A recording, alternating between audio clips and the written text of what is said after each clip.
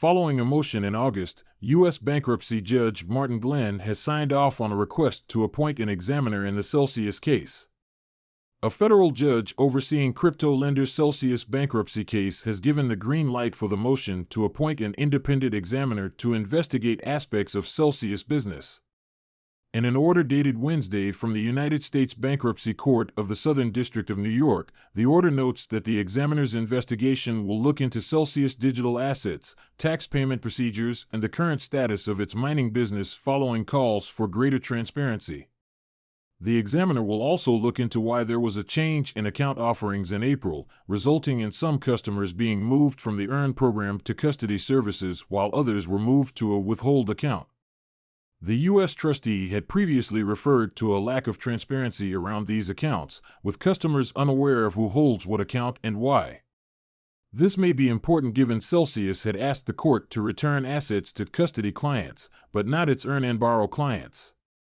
A motion to appoint an examiner originally came from an August 18 filing from the United States trustee handling Celsius bankruptcy proceedings, citing significant transparency issues surrounding Celsius business operations.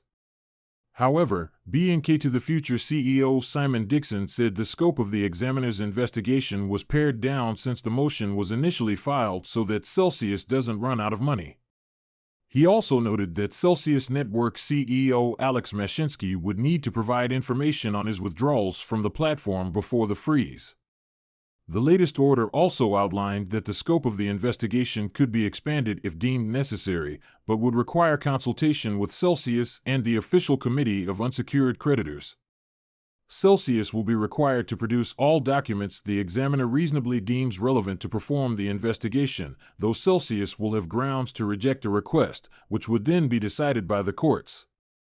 Once the identity of the examiner has been approved, they will have 7 business days to produce a work plan and budget. The court will then have 7 days to approve these, after which the examiner will have 60 days to complete their investigation.